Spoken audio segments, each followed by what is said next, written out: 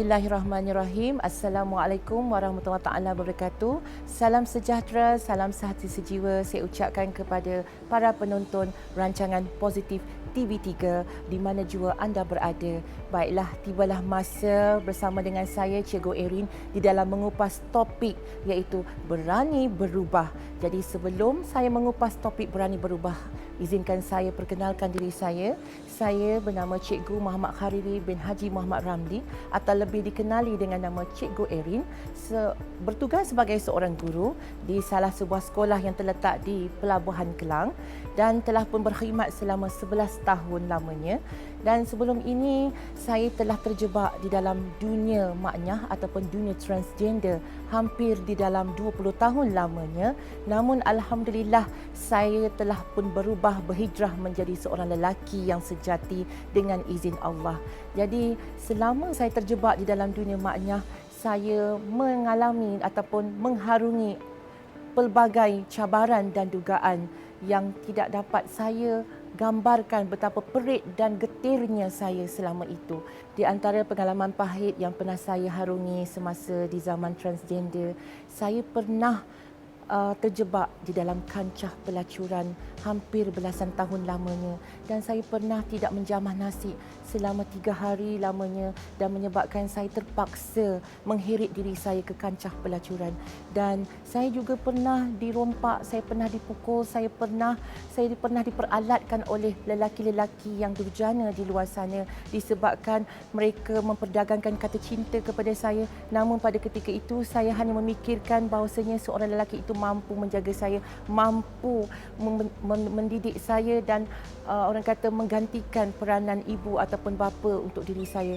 Tetapi orang kata apa yang saya sangkakan, apa yang saya harapkan sebenarnya itu adalah dusta semata-mata kerana ingin menjadikan saya sebagai alatan untuk mendapatkan wang baginya. Jadi saya telah diperalatkan hampir belasan tahun lamanya dan menyebabkan kehidupan saya begitu suram dan menyebabkan saya menjadi hamba kepada mangsa pelacuran di luar sana. Dan alhamdulillah Allah telah mencampakkan hidayah kepada saya dan saya telah pun berubah menjadi Muslim yang sejati, lelaki yang sejati.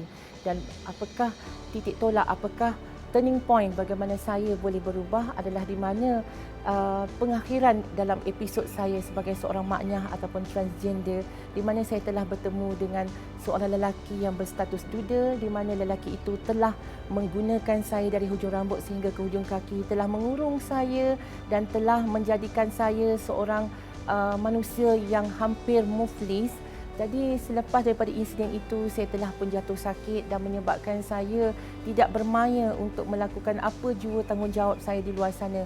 Pada ketika itu, saya telah pun bertugas sebagai seorang guru dan selepas daripada penderitaan, kesakitan dan segala kecederaan yang saya alami sehinggakan hidung saya pernah disiku dan patah, menyebabkan saya bangun semula dan saya terus mendapatkan sesi terapi ke Pusat Rawatan Islam. Selepas saya menjalani terapi, saya terus orang kata mengembalikan semula amalan-amalan yang telah tinggalkan dalam hidup saya dan akhirnya Allah telah memberikan saya kekuatan untuk saya menjelmakan diri saya daripada seorang transgender kembali menjadi seorang lelaki yang lebih kental dalam mengharungi liku-liku kehidupan.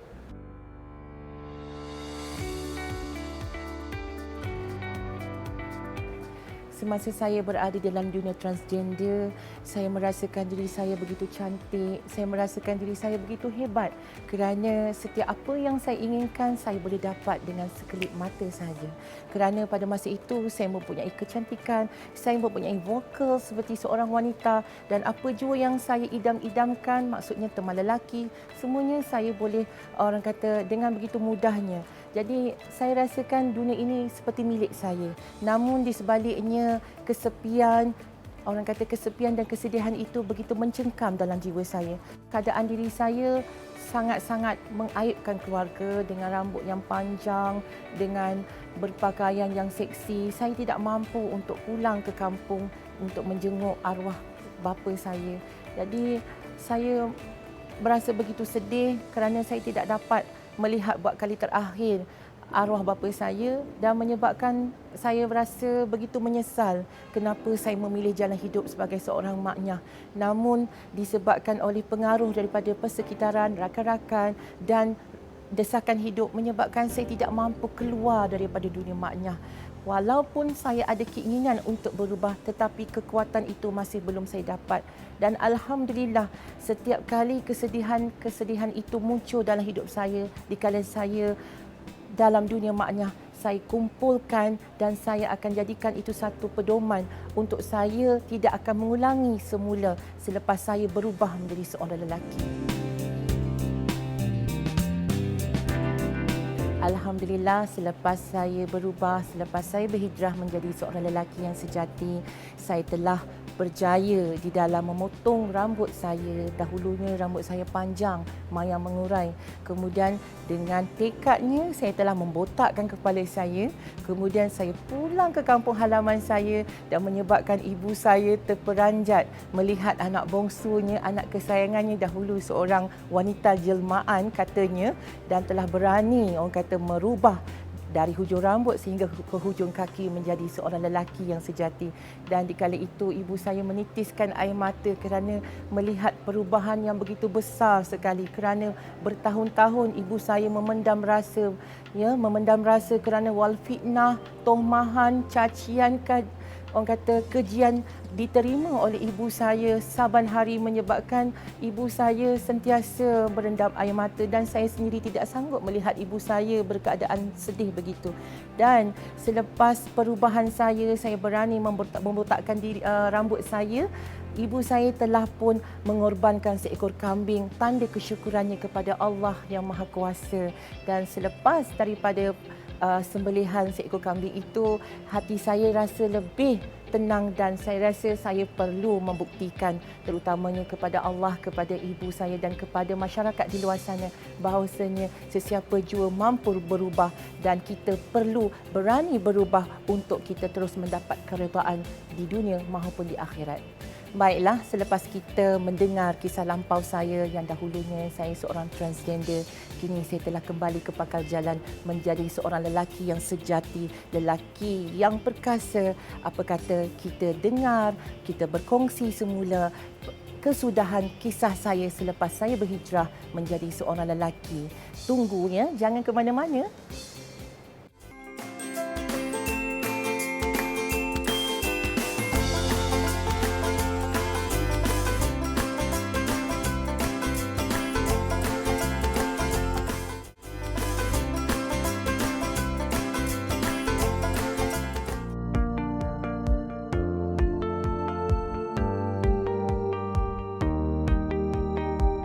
Baiklah, sebentar tadi kita baru sahaja berkongsi tentang pengalaman kisah silam saya.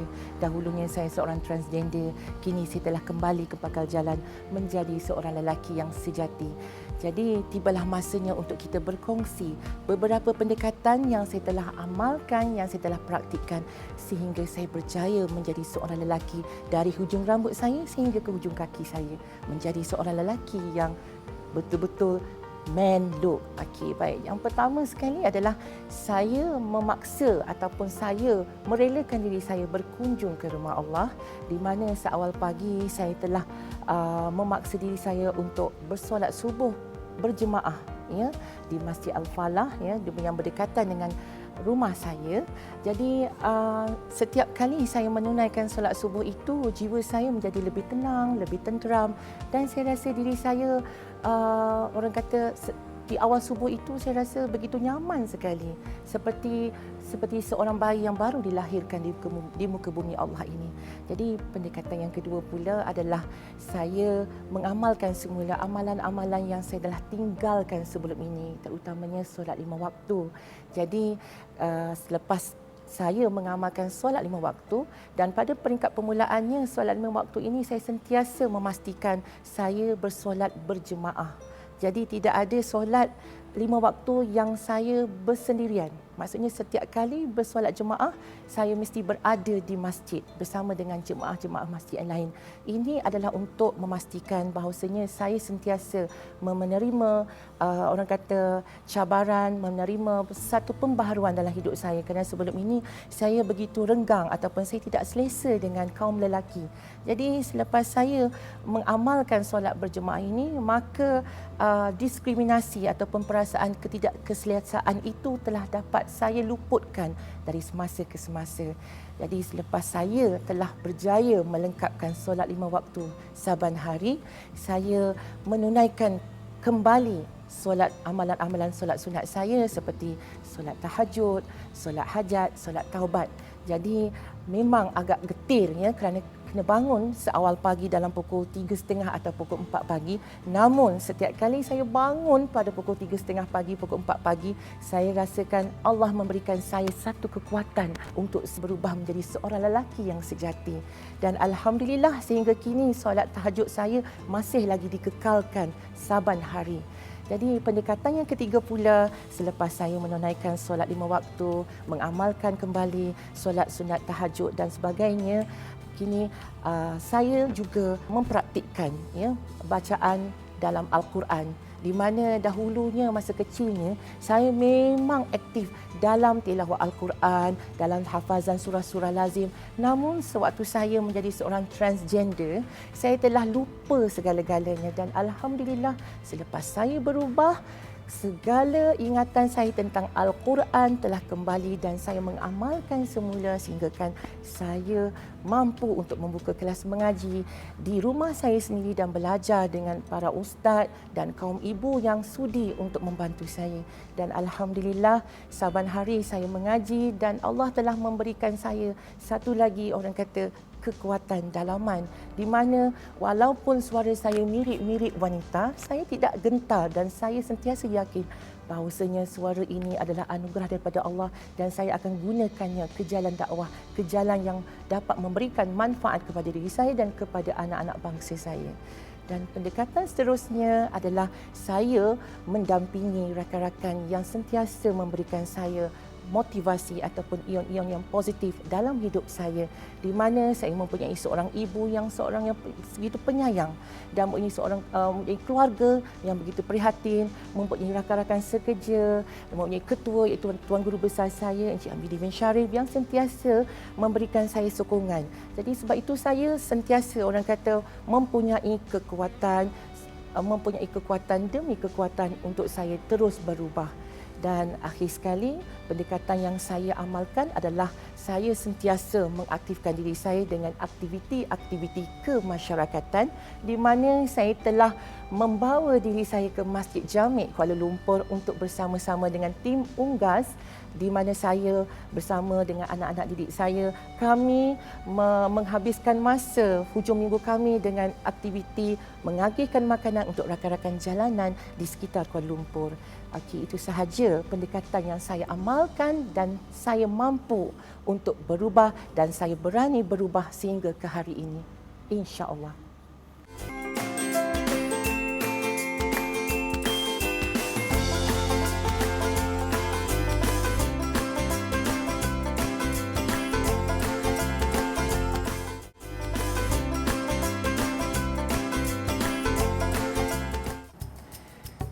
Alhamdulillah, selepas kita bersama-sama berkongsi beberapa pendekatan dan tips bagaimana cara untuk saya berubah daripada seorang maknyah, seorang transgender kembali menjadi seorang lelaki, seorang Muslim yang sejati, kini tibalah masa untuk kita bersama-sama berkongsi bagaimanakah cara yang terbaik untuk saya mengekalkan ataupun beristiqamah di dalam perhijrahan saya, di dalam perjalanan saya, di dalam saya mengharungi liku-liku kehidupan saya untuk saya kekal sebagai seorang Muslim yang sejati, seorang lelaki yang serba-serbinya berubah.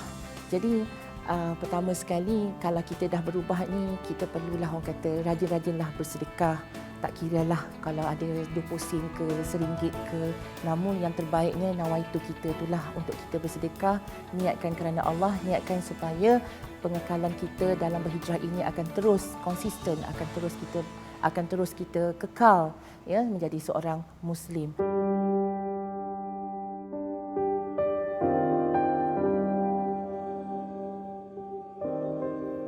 Pernah satu ketika di mana sewaktu saya ingin memberikan sedekah, pada masa itu duit saya hanya tinggal sebanyak RM30 sahaja.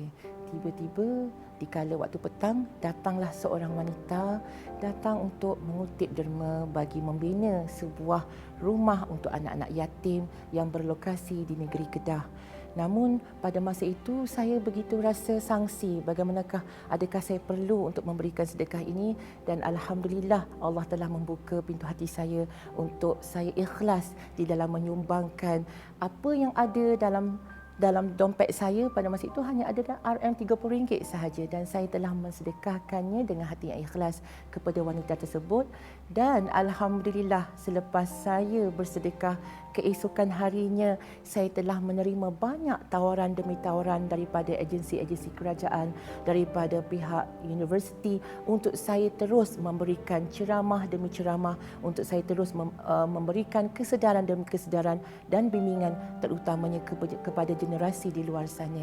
Jadi begitu hebatnya kalau kita bersedekah dengan hati yang ikhlas, Allah sentiasa akan memberikan ruang dan peluang untuk kita untuk terus berbakti, untuk terus kita memberikan bimbingan dan kesedaran terutamanya kepada anak-anak muda di luar sana. Saya sentiasa orang kata mengekalkan segala amalan dan mencintai Al-Quran, iaitu saya sentiasa memastikan setiap kali selepas solat fardu, setiap kali berada di mana jua kalau ada masa dan ruang, saya akan mengaji.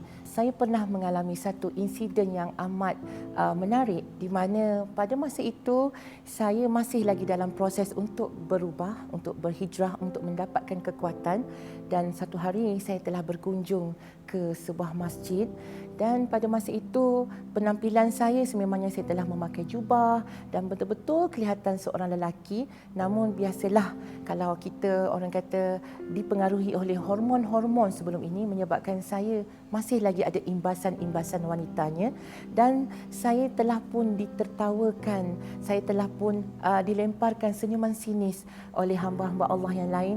Namun saya cekalkan hati saya bersolat sunat, kemudian saya terus mencapai Al-Quran, dan saya orang kata memperdengarkan bacaan Al-Quran saya. Bukan saya niat untuk mempersembahkan kehebatan saya dalam mengaji Al-Quran, namun untuk saya mencari ketenangan, untuk saya mendapatkan lagi kekuatan.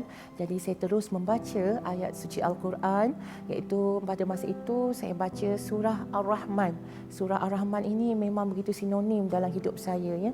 Jadi saya membaca surah Ar-Rahman itu dengan hati yang ikhlas, dengan hati yang tenang, dan mereka telah mendengar bacaan Al-Quran saya, surah Ar-Rahman ini, dan mereka begitu kagum dan terkejut dan terpaku selepas mendengar bacaan Al-Quran saya.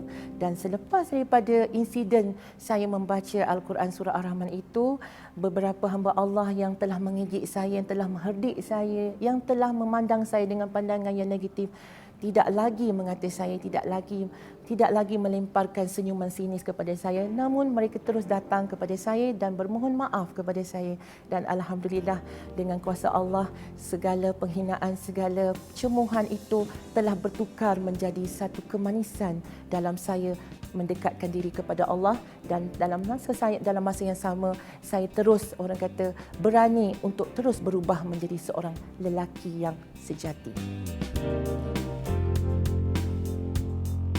Yang akhir sekali adalah kita haruslah orang kata sentiasa memberikan ruang dan peluang kepada diri kita untuk melakukan banyak kerja-kerja amal, sama ada kerja-kerja kemasyarakatan, kerja-kerja kebajikan, agar kita sentiasa merasa tenang, agar kita merasa sentiasa ceria dalam kita mengharungi segala onak dan ranjau dalam kehidupan kita sebagai seorang hamba, sebagai seorang manusia di muka bumi Allah ini. Terima kasih saya ucapkan kepada para penonton yang sudi menonton rancangan Positive TV3 bersama dengan Cikgu Erin. Jadi semoga segala paparan yang saya telah sampaikan sebentar tadi dapat dijadikan sebagai panduan pedoman buat kita semua, terutamanya kepada generasi baru dan di kalangan ibu bapa di luar sana. Saya sudahi dengan wabillahi taufiq wal hidayah. Wassalamualaikum warahmatullahi taala wabarakatuh. Ya, satu perkara aku mahu cerita. Apa cerita? Sememangnya di dunia engkau tidak akan nampak siapakah yang bakal pergi ke syurga, tapi kau akan nampak siapakah yang benar-benar mencuba. Ramai manusia yang tersilap sangka, jangan pernah kau lupa ketenangan hidup hadir dari harta. Tanamkan dalam jiwa, harta kuasa bukan segalanya. Harta kuasa tidak semestinya. Insan bahagia dengan jiwanya.